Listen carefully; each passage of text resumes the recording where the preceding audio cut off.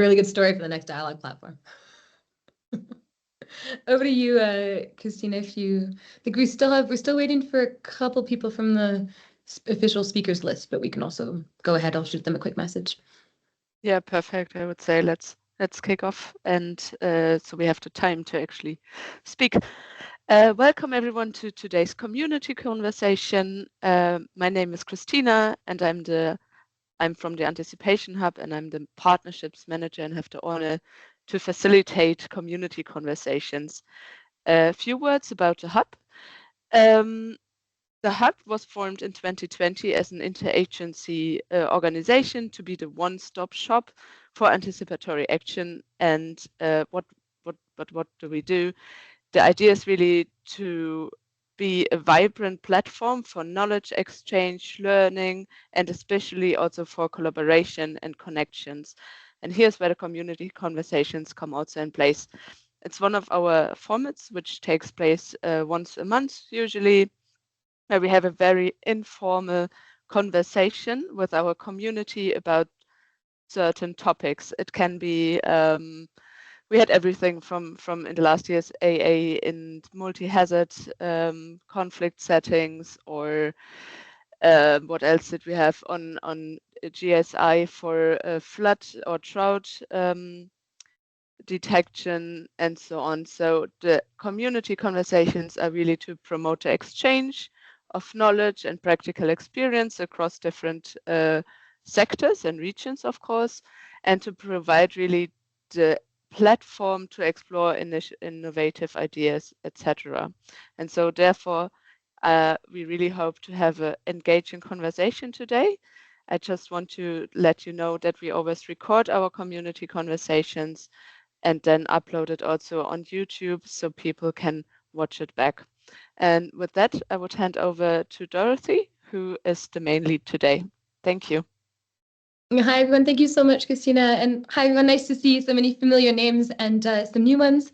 I'm Dorothy Heinrich. I'm a technical advisor at the Red Cross Red Crescent Climate Center, but I also work with Christina on a lot of Anticipation Hub related stuff. And one of the main things that I do at the Climate Center is I work a lot on anticipatory action and connecting national and regional hydromet services with humanitarian practitioners. I think we're seeing this being an absolutely critical, essential, insert whatever word you want here in terms of making sure that we're developing robust, sustainable, and effective anticipatory action systems. And I think these relationships that are so critical, between meteorologists and climate scientists at different levels and humanitarian decision makers is really critical. It's critical to the work that we do at the Climate Center, but I think it's also critical to the work that all of you are doing as well. And so within that framing, one of the things that we've been trying to do with the Anticipation Hub and with the Climate Center as well is to, and a lot of you actually, is to figure out ways that we can, as practitioners, we can engage better, more effectively, more sustainably with national hydromet services at national levels, at regional levels, and then of course at global levels under different structures. And we're trying to figure out, and I think this has been a long journey, from the first, bubblings up of forecast-based financing, and even before all the work on early warning that's happened, and all the way now where we're seeing these bigger policy conversations under early warnings for all, and under, this plethora of research and science that we have. One of the main questions is, well, how do we actually build these relationships between these highly technical services and the decisions that as humanitarians we need to make all the time? And as anticipatory action practitioners, if you will, if that's a term we can use, Christina, on the Hub, if as anticipatory action practitioners and people who are trying to figure out how to do this effectively, how we can better collaborate with each other between silos of vocabularies that are very different and structures that are very different, and kind of maybe misunderstandings about how those worlds work and all these things, and not to mention not necessarily having a lot of experience with this. And so we're getting more and more, I think, these incredible experiences of humanitarian practitioners and national, regional, global technical services. We're getting more and more examples of these kind of popping up just as we're doing more, as anticipatory action is growing as an agenda and as something that we're doing in practice. And so the goal of the community conversation today is really super informally, so please don't let me talk for a really long time. The goal is really to have a bit of a chat about these relationships, about how they're connected, how we better connect National Hydromet Services, regional bodies, et cetera, with humanitarian practitioners, how those two groups, if you will, historically may be relatively separate, how we can work more closely together, how we promote that, what challenges we might encounter that we can anticipate, and how we do that in the future. And you'll hear over the course of the next 50 minutes, hopefully a lot of inspiring stories about National Hydromet Services in particular, and inspiring stories about how this work is actually happening in practice. And so we've got here 5, I think. If I'm counting correctly, we've got here 5 people who we've invited to speak about their experiences from National Hydromet Services and also from WMO. So kind of a range of experiences in working on anticipatory action and early warning just more broadly. So we're going to hear from them. I've got some guiding questions, which I'm happy to ask, but also I'd love to encourage everyone to have a bit more of a open mic kind of conversation. If there's any burning questions that you'd like to ask these amazing panelists, also if you have any things that you'd like to bring up yourselves, please feel free. So you can either pop them in the chat or unmute your microphone. We'll have this as a pretending that we're at a coffee shop in front of a table more than in front of a very formal Zoom webinar. So that's all right with everyone. See Christina nodding, so hopefully that's okay with everyone else. Maybe without further ado, I'll give a quick round of intros to the people we're incredibly lucky to have speaking with us today, and we'll go from there. Does that sound good to everyone? Okay, great. So first, I'd like to introduce you to Amira Nasser, actually Dr. Amira Nasser, very recently, who's an incredible colleague. She's a meteorologist at the Egyptian Met Agency, and some of you probably know Amira has worked with the Climate Center and also is a leading member, founding member of the Anticipation Hub's Future Leader Network on early warning, early action. So thank you so much for joining us, Amira, all the way from Cairo. It's nice to see you. We also have Joshua Nena, who's a product officer at WMO, also based here in Kenya. So I'm hoping to be able to catch Joshua today, basically for the WMO regional office for Eastern and Southern Africa.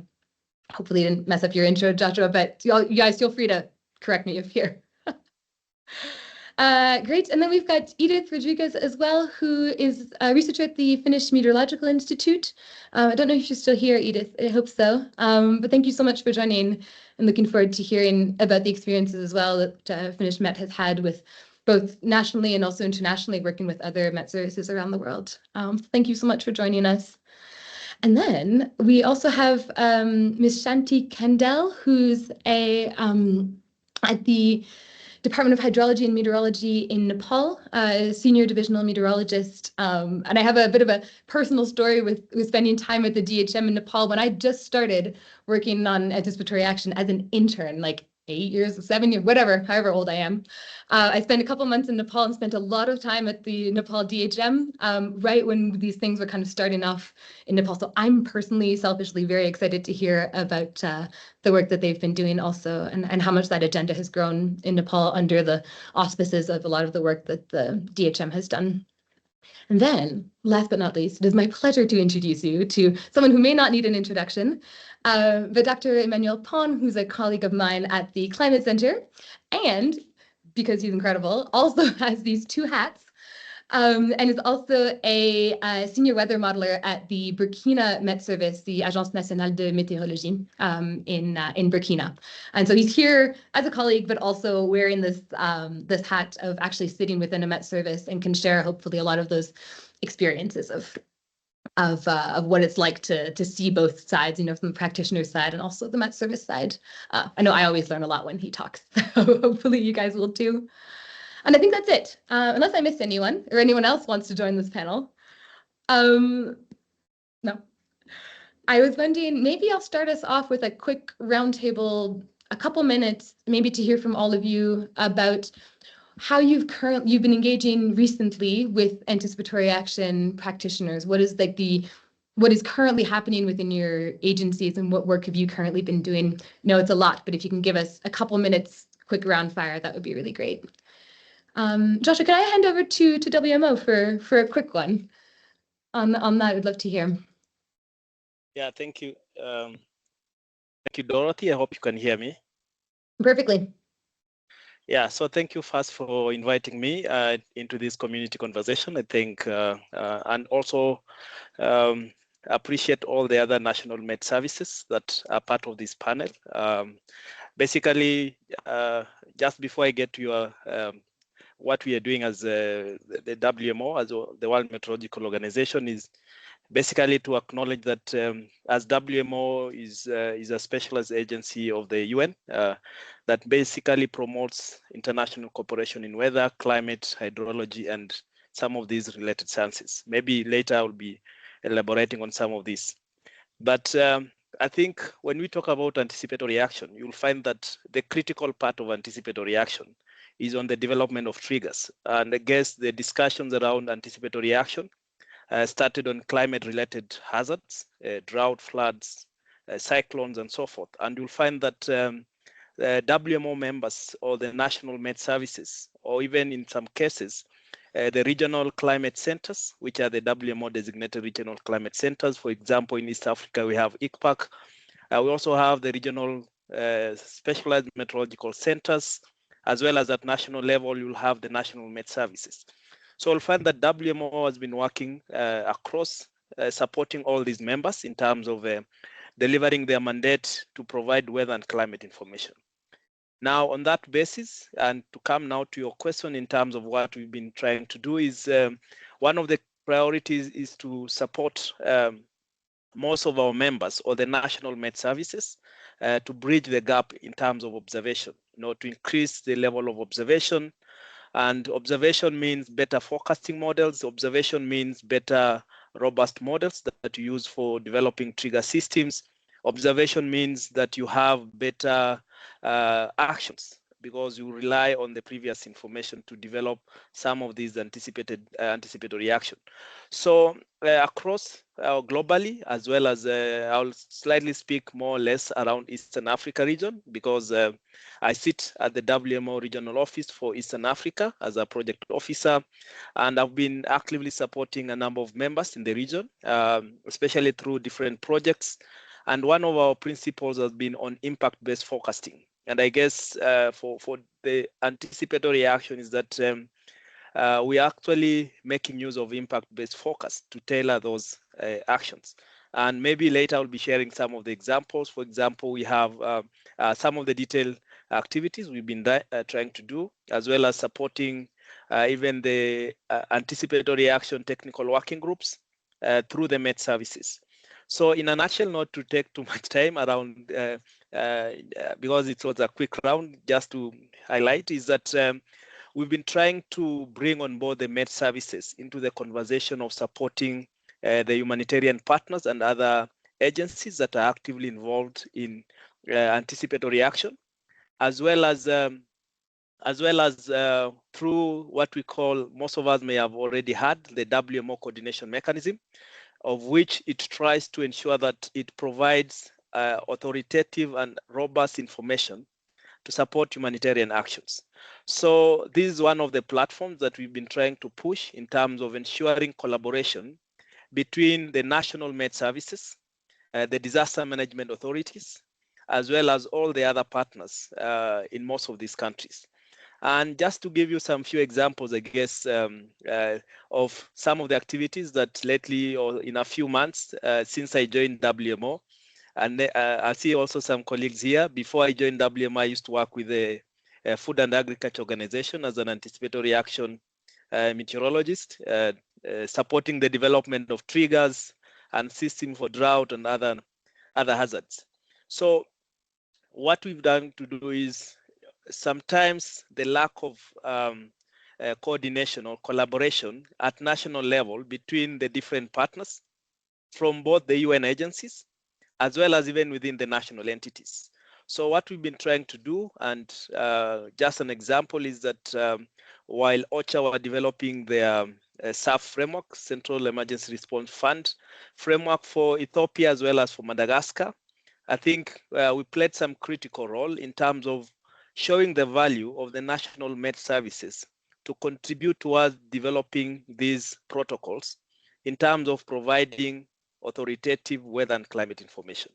And this basically made it very easy and possible for the UN agencies to ensure that the level of data that is availed is actually useful in terms of not only developing the triggers, but as well informing the actions that are needed. But of course, this is also in line with ensuring that coordination is enhanced, because in some countries, the national Met services are the mandated authorities to issue weather and climate information.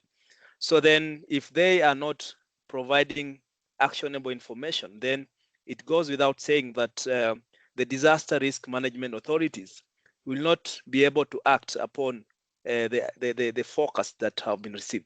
I think, Dorothy, I will stop here, but yeah, to give other colleagues as well as an opportunity to share. Over to you. I could listen to you talk all day. Thank you so much. I think it's incredible to hear also that articulated of what the role of WMO is in terms of supporting these Met services, and that role that's convener, connector, and like obviously a highly technical service too. So thank you. And I wonder, maybe a good segue would be to jump to a national hydromet service. And I wonder, Emmanuel, I know you have to run. Emmanuel is currently in Cameroon doing some really great work with the Cameroon Red Cross, and his network's a bit iffy, so maybe we'll take advantage of the fact that his network's good. Emmanuel, can I hand over to you? Can you tell us a bit about what the Burkina Met is doing with anticipatory action? I know there's been a lot of work also with the Burkina Red Cross, so anything you could share about that would be great. And also if you could speak a little bit about how you see your role at the Climate Center, kind of bridging these worlds, if you have time and the network holds. Thank you. Yes. Thank you so much. I hope you can hear me.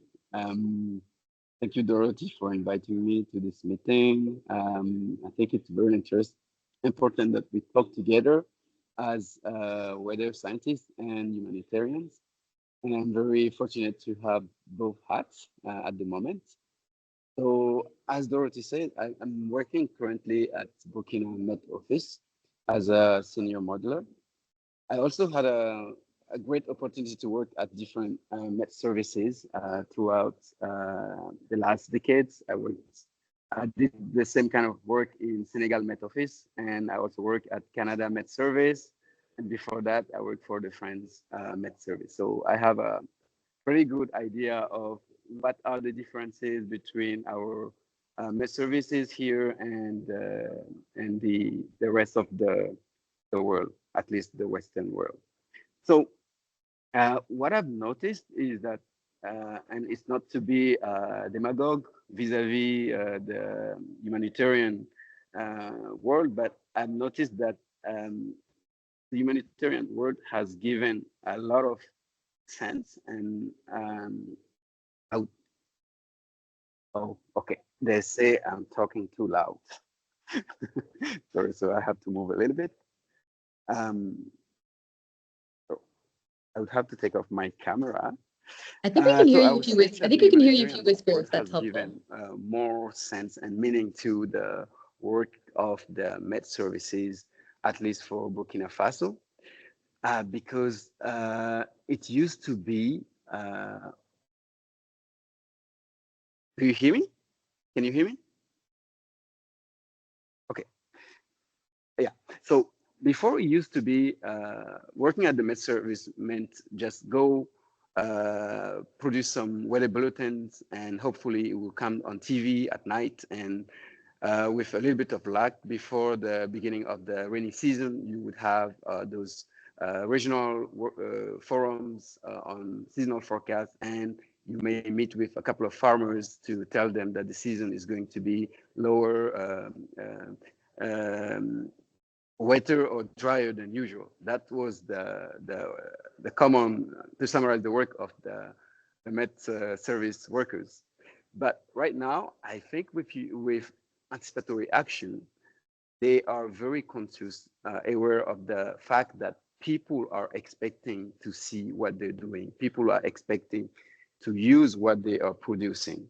You don't just give a sample on a coming heat wave or a projected drought.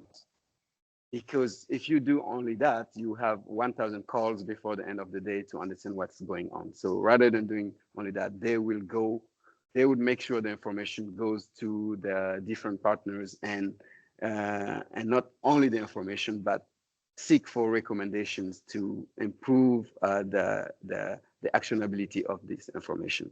So that is a general notice that I have made throughout the years, at least for Burkina.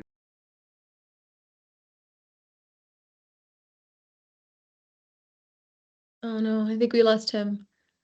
Emmanuel, are you still there? Oh, no, he's frozen for everyone, right? Not just me. Yeah, that's a shame. But I think he was getting to the arc of what he was saying. So maybe I can kind of take it from there. I think, and I wish he was here to hear this. But I think it's so interesting to think about like Met services are there to, the highly technical, extremely skilled forecasters and modelers, et cetera. And then the humanitarians come and say, hey, actually, like we could make a lot of use of the information that you're making to save lives and livelihoods, et cetera. And having that connection being super important. I wrote down some of Emmanuel's quotes because I think to me that's also a little bit at the crux of what we're trying to do, right? Is trying to use the information to fulfill humanitarian imperatives and so forth, and hopefully through that work, that value, it puts a high value on the work and the presence of National Hydromet Services within that as critical actors, and hopefully as humanitarians we can keep that in mind in terms of that these are critical institutions and skill sets that we need, and we can be there as champions of the work that Met Services can do. And how do we do that better, and how do we kind of build those relationships stronger? I think the example of what's happening in Burkina, hopefully, Emmanuel, if you can come back in, also with working with the Burkina Red Cross that him and our colleague Gigma have been doing over the last few years of connecting those two worlds has been really inspiring. So I think if we can share maybe some resources, but hopefully, oh, Emmanuel, are you back? I can see your microphone going on and off. Are you still there? Yes. Can you tell me where I was cut off? Yeah, somewhere you were ending the like humanitarians are asking a lot of like questions of valuing like the work that National Hydromet Services are doing. You'd kind of ended there. Oh. And, Okay, oh no, sorry. did we miss like your sort senior thesis? Go ahead if you can still hear us. Yes. So I was saying, like, specifically to anticipatory action, we have been engaging a lot with the National Society to develop different protocols with respect to heat wave. We have developed in a very quick period of time heat wave protocol following the deadly heat wave that we had last year. And this has involved a lot of people at the Met Service doing the assessment of the forecast scale, preparing the diagnostics, and also discussing with communities on impacts. So we had a very intensive work on that. We also had developed a riverine flood EAP. So that took about 1.5 years with the Met Service and the Hydro Service in Burkina, as well as the National Society, obviously. We also have other engagement with OCHA to develop a draft EAP, and this also give a central role to the National Met Service for the monitoring of the indices. Obviously, OCHA uses a UN data center institution, but this is locally monitored by the Met Service. With other smaller entities, smaller under brackets, we have collaboration going on with Save the Children, with UFP, and also FAO, also to develop those protocols, at least if not a protocol to provide indices to this institution so that they can go ahead with their own cuisine. So this is the work we're doing right now with those partners. I would just give a small overview of my role as a climate center person and Met service at the Met service. I think this is very important. Unfortunately, we cannot have those situations everywhere because it also takes a lot of pedagogy and a lot of discussions with those Met services to understand the importance that they can have. They are very important, but they actually don't know. But most of them, they are the state agents, and they are kind of like not to be condescending, but just to say they have the salary and it's fine for them to do the minimum if there is nobody asking for more. So this is normal. But when they have people behind telling them, okay, listen, this is your space and you need to occupy it. You guys are very important. The motivation and the sense of being important is crucial. And as a climate center person, obviously I have my mentor, Gigma, who worked here with them. He also know all of them. We have a lot of meetings with them. If they have activity, we are invited, we attend and we contribute. We always contribute, and that help them create very tight relationship with Climate Center, with Burkina Red Cross. I'm working right now in Cameroon, and I don't see the same ties because we're trying to create those links, but it's very difficult because you cannot just make relationship through a small workshop of 3 days. You need to stay in this pot. It's like a pot. You have to stay inside and get all the perfumes or all the importance that people value on your work, and so you can contribute more. What I can say, maybe I can come back later if there is some space for me. Thank you so much, and thank you to WMO for being there, because we work following the norms of WMO, and if the norms are sent from the management, it goes through the different national management, and this can also trigger more importance, because if the management is not on board, I think the agents cannot really contribute to their full potential. Thank you so much. Thank you, Emmanuel, and thanks for battling the network for us. I like how you then also make a connection back to the importance of WMO and these standards and how these systems set up, right? And I think it's a good reminder also for those of us in the humanitarian sector that there is this whole other structure, that we don't necessarily quite understand the mechanics of and stuff. And so that's super important. And to me, Emmanuel, what I took from what you just said as well is that there is a big role for humanitarian actors to talk about the value, right? And to like promote that importance in those relationships. I think a lot of what we do, Emmanuel and I at the Climate Center in terms of developing early action protocols for the Red Cross, a lot of it hinges on the relationship between the Red Crescent National Society and the National Hydromet Service. And so how do we, as we focus a lot on these like early action protocol development, but actually these side products, like these co-benefits, if you want, to just an extent even more important in terms of building those. So thanks so much, Emmanuel, for sharing. And also just want to invite everyone to use the chat if there are resources that you want to share or like cool things that you've been up to that you think people should read and should share around. Please do share. I think we're hoping to kind of gather as many ideas as we can and take these forward also. So please do. And thank you so much. Amira, I could see you nodding while Emmanuel was talking, and I wonder if I could pass over to you to tell us a bit about what's happening at the EMA and what resonated maybe with you and any ideas that you have about how humanitarians can engage with National Hydromet Services. What's the role? What role do you see for meteorologists within anticipatory action? And yeah, anything that you want to share on that front, because I know you've been very involved in these also bigger strategic conversations too. Over to you. Thank you very much for inviting me. It's a very interesting panel, and I'm very pleased to be a part of this panel. For your question, I agree a lot with the colleagues who spoke before me. I will give also example from the National Met Service in Egypt. So in Egypt, the term anticipatory action itself, as the term, is relatively new. despite the fact that we have been working and doing a lot of work that can be described as a part of the AA value chain. But maybe the term itself is relatively new. So we are trying to a kind of establish a dialogue and a common ground platform between the national med services and the other anticipatory action partners.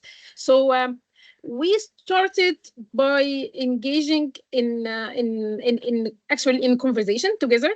So there was a lot of like workshop and meetings that everybody in from the government, from the partner, from the others like the WFP and the other development partners, and also some private sector which are interested in working in this sphere.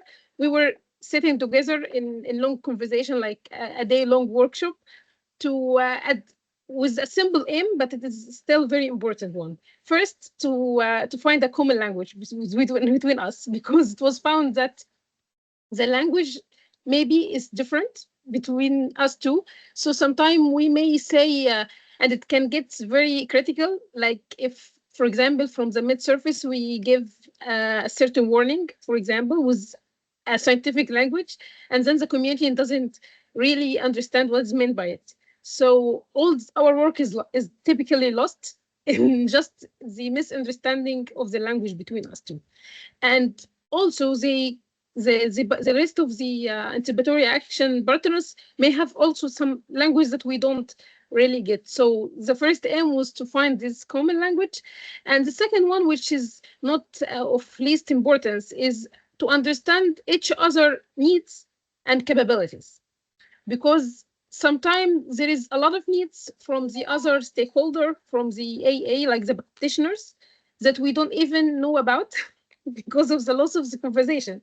So first, we need to know what are their needs. Actually, maybe we are giving a lot of early warning products that they don't really need, and they need something else.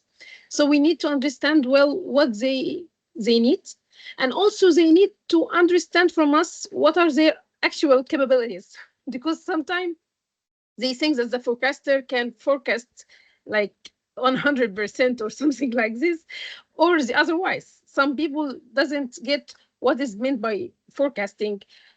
Some very technical language like the uncertainties was very, it took a lot of conversation, but it worth it, because we need our partners to understand what is the hesitancy of the forecast, what is the uncertainty of the forecast, what do we mean when we say a chance of like 50% of something or something like this. So the first step we begin with, it talks a lot, and it is actually a continuous process. It will never end, and it shouldn't never end. It's a conversation between us two.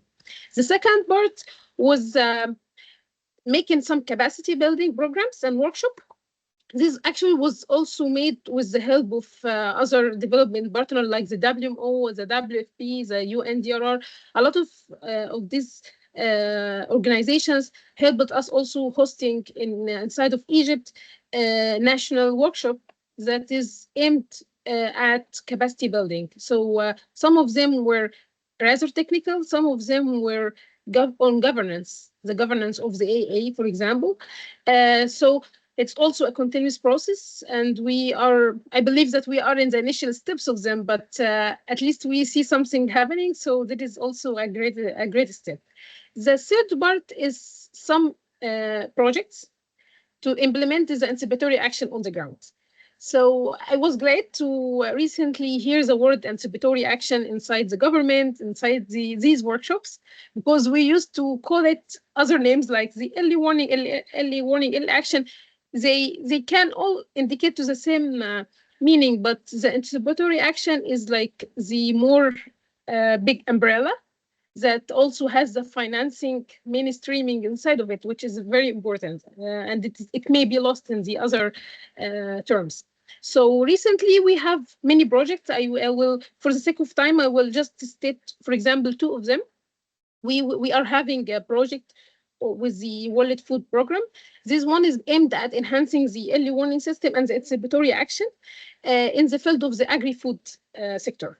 So we are working with other partners from government, like the Ministry of Agriculture and the Ministry of Water, with the WFP to find also like a governance framework and to develop like a mobile app to serve at the last mile the farmers and the small small agriculture startups also, because they are very vulnerable.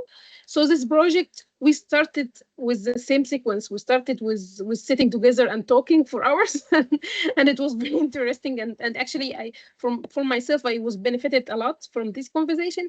And we keep shaping how this like mainstreaming or how this value chain will be created, and then we'll start to find a communication and an intelligent platform, for example, to implement this AA. The other project is another one which is also very important. It's on developing and enhancing, actually it's on enhancing the early warning and the anticipatory action on a national level. So this one was just started. It was also done with the help of the United Nations Development Program, the UNDP, Egypt, and the Cabinet of Minister is like the project manager or the one that is implementing the project, and they brought all the state together along with private sector also and the other practitioner and everyone. We just started like a couple of weeks ago. It was a lot of work done to start this one, and it's also a funded project. But we started the first workshop 2 weeks ago, and I aim with this workshop or with this project, we will end up with a national system for the AA flow. So it will be better enhancing the governance of the anticipatory action in Egypt.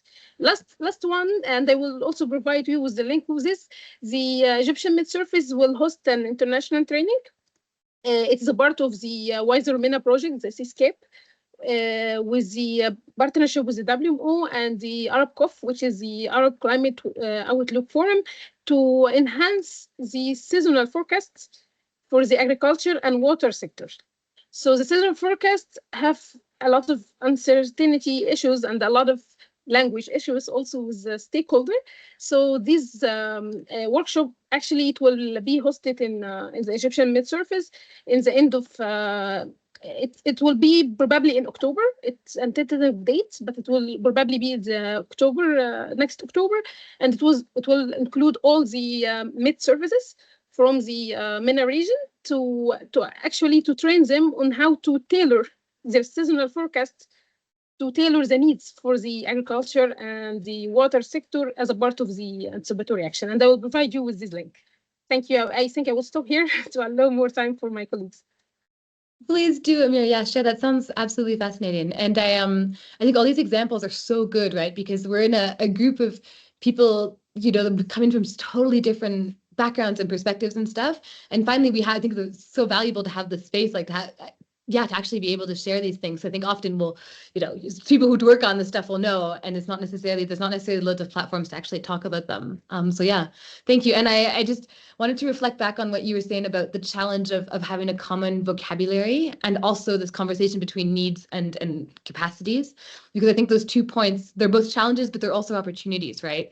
And I think, I think that's such a good reflection about why these types of spaces are needed, but also just how much work has been done already. I mean, it's like that example, you're seeing some words starting to be used and those sorts of things. It's incredible. I think that shows a lot of progress, and it's kind of a hard one to measure, right? It's not something that'll go into a KPI or go into something, but we're seeing this like intangible but really essential progress towards that. So yeah, thank you for sharing, and do share those things. And if you're lucky, everyone, Amira will also share a couple of her PhD papers in the chat, because she's been doing some incredible work on heat wave and air pollution with a really big lens on early warning and anticipatory actions. Keep an eye out.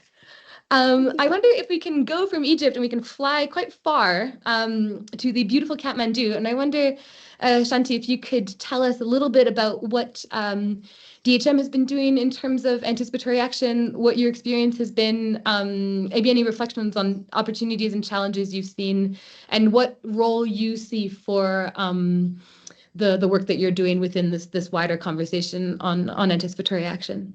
Could I hand over to you? Oh, if you're on mute, can you still hear us? Shanti, I'm sorry. You might. We try to unmute her, but I don't know if she can hear us. Maybe any other. I know there are a couple other DHM colleagues who are in the room. If you guys want to jump in, maybe while Shanti is fixing her mic.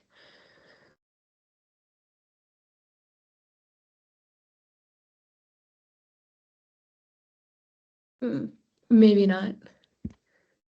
Oh, sorry, Shanti. You can type in the chat. Or try again, because I just changed some settings. Yeah. Oh, yes, this works. Hi, thank you so much. Yes, we can hear you. Hello, I'm sorry for the technical problem, and I want to thank you and WMO for this very important workshop today, and I'm happy to participate in this program. So, am I audible? Quite clear? Yes, perfectly. Yes, absolutely. Thank you.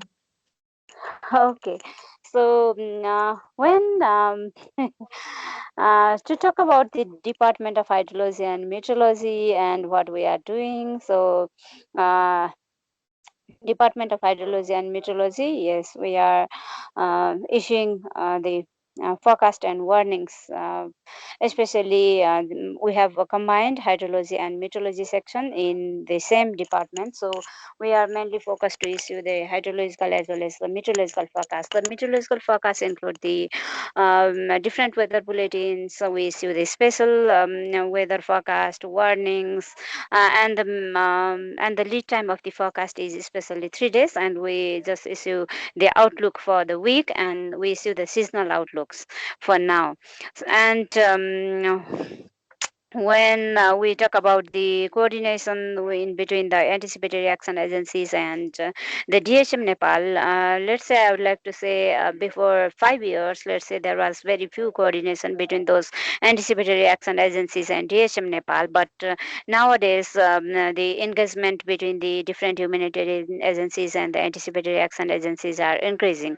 And since 2021, we are piloting the impact-based weather forecast system in Nepal, in few districts of Nepal, and where we work very closely with the different partners who work in the anticipatory action. And in Nepal, before 5 years, there was the formation of the National Disaster Risk Reduction and Management Authority, who is mainly responsible for taking early action and response in case of the forecast.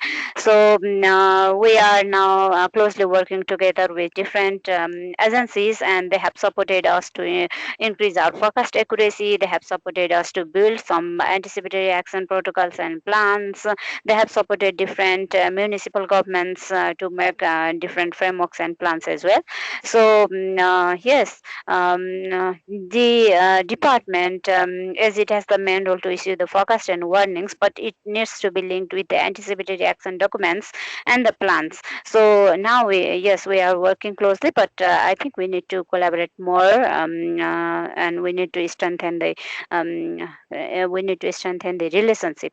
And the challenges I think we are facing nowadays is that we are just in the, I would like to say, we are in the beginning stage of the cooperation between the anticipatory action agencies or the humanitarian agency and the government of Nepal. And sometimes it's like the working in a different path. We have certain limitations, we have certain understanding, we have certain capacity, right? But sometimes when we work differently, in a different way, the anticipatory action going in the ground, they are working with the municipality, or they are working by themselves, and sometimes we may not have some coordination, and that is a challenge, that how to coordinate with the agencies who are working for the anticipatory action and the agency who issue the forecast and warnings, because ultimately the forecast and warnings need to be integrated in the anticipatory action document and warning. So I think that is one challenge. And in Nepal, we have a very limited understanding about the forecast terminologies and the uncertainty in the weather forecast. So it is very hard for us to make understand the people about the uncertainty and the terminologies we are using in the forecast. So sometimes it's like, yes, we need time specific, area specific, longer lead time, and everything at a glance. They have lots of expectations to us, but we have certain limitations that we cannot meet their expectations at a once. So it's the another challenge we are facing. And to work with the anticipatory action agencies, there is no way. We need to collaborate and work together. But I think we need to work together from the start, so that there will be no gap between the forecast issuing agency and the anticipatory action agencies. And another challenge is that there are lots of agencies who work for the anticipatory action. I think there must be a common let's say group or common mechanism, so that all the agencies go through the same mechanism, so that there will be no duplication, and the funding or the actions can be taken on the basis of the necessity. So I think it may be one feedback. And I have first time participated in the anticipatory action dialogue platform in Philippines. So when I go there, it was like, yeah, I learned lots of things from there, that how the forecast and actions, if worked on the basis of the anticipatory action, if we can work properly, then how we can save the lives and properties. Yeah, I have learned from there. And now DHM has a plan to work closely with the different agencies. And if we talk about the impact-based weather forecast, we have a very good example on how the impact-based weather forecast, when working closely with the different humanitarian agencies and anticipatory action takers, can really lead to a life-saving work. And that we have in last year also, in one of the municipality of central Nepal, we have issued the impact-based weather forecast. And on the basis of our forecast, due to the early action, there was very minimized loss. And even in the far western part of the Nepal, last year there was record-breaking extreme historical rainfall. It was 624 mm rainfall in 24 hours. And because of the active involvement of the active practitioners and early action, early responders, there was let's say almost no humanitarian loss, but there was very few loss. When there was loss in the properties, at least we were able to save lives. So yes, we need to work closely for the life saving of the people. But there needs further, but we need further collaboration. And the another thing is that we also need to improve our forecast accuracy, and we need to increase our forecasting capability, and we need to increase our forecasting lead time. In Nepal, we don't have the meteorological research center, nor we have the let's say training office in here for the meteorologists or the forecasters. So we rely on the WMO trainings and other regional training centers to get the trainings. So yes, our department also needs to do a lot for the forecasting and the capability enhancement. And yes, we need to work closely with the anticipatory actions and responders. So thank you for the opportunity to share my views. Thank you. Thank you so much for joining. And I know at the end of your day too, so appreciate it even more. I think it's really inspiring. And I mean, that last story that you said, we had record-breaking rain, but we had coordination mechanisms, we had information.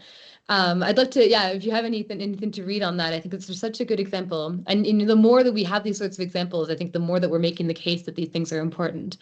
I think it's absolutely brilliant. Thank you so much for sharing. I also heard a couple things that were also reflected in what Amira said about humanitarians also need to have, a little bit of capacity building in terms of like what exactly you can ask, right? Like this is something, humanitarians are not going to become modelers. They're not going to become meteorologists. Those are totally different skill sets. And on the opposite side too, like meteorologists do not need to become humanitarians, but there needs to be like a little bit of a basis. And in that, on that vein, I wanted to share, if there's anyone, I don't know, can't quite tell who's in the room, but if there's anyone who is keen to get a bit more like basics of forecasting. The Climate Center and Derma Cross, and I think under the Anticipation Hub, they're doing a bunch of kind of videos and webinar series around like basics of forecasting. So if that's something that you're interested in or you think that others would benefit from, please do share. I think they started last week with some of my brilliant colleagues. So there might be a nice link there to learn how to ask the right questions, essentially, which would be really great. And for the hydromet services people in the room, there are also a lot of resources on anticipatory action, so you can get a bit of a basis too and have that vocabulary. So those two things exist. I don't know, Christina, if you can share anything from the hub in terms of resources on like, or maybe just in the chat if there's a link, because I know there's been some training programs and stuff. The stuff that we could share also for National Hydromet Services who want to learn more about this, we could start having these sorts of resources. Yeah, okay, I'm going to stop talking because if not, I'm going to talk forever.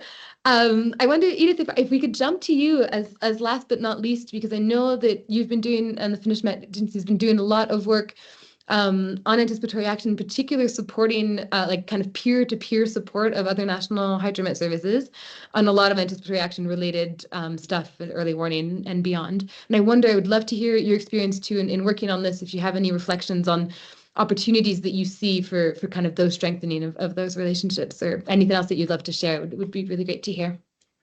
Yeah, thank you so much. Yes, I empathize with many of the things that has been saying here today. I mean, it's definitely something that we need to start to build more is the cooperation and the understanding between the different institutions and the role that each of them has and how it is important and the limits that our work has in both sides, because of course no one is over any limit, and both of the institutions, the meteorological, but also the different institutions that are involved in the risk management is also having their own limitations. So this is good for us to start to understand each other and understand that there are limitations always in our work. And develop a common vocabulary is definitely a plus and must, I would say. So, as you say, my name is Eva Rodriguez, and I work for the Finnish Meteorological Institute. Although I have a background in research and in atmospheric physics, my current position is in the expert service and development unit. So we have been supporting the Meteorological Institute in more than 100 countries globally in the development of capacities for meteorological and hydrological, meteorological mostly, but also for the warning systems development in each of them, depends on their needs. We have been cooperating in many countries, and some of them might be familiar for you. So we have been working in Nepal for some years and developing together some these kind of projects. And also currently we have projects in Tanzania, Kenya, and Rwanda. There is a regional project for the African countries. We are also supporting Nepal. At the moment, Nepal is the project, but we have also projects in the Asia region. So there is a lot of cooperation. In some of the countries, we have been having the opportunity to work together with the Red Cross and try to build this bridge and to get a better understanding of how we can communicate and work together. And yes, there is a lot to do still, but from our point of view, the first steps we should start to build on is something that you have in already say, and is the understanding of the capacities of each of the institutions, understanding of the products that the institute can generate and how to use it. Because many times I think one of the issues is that even if meteorological institutes can develop good products, there is not always a good use or good understanding of what it means on the other side.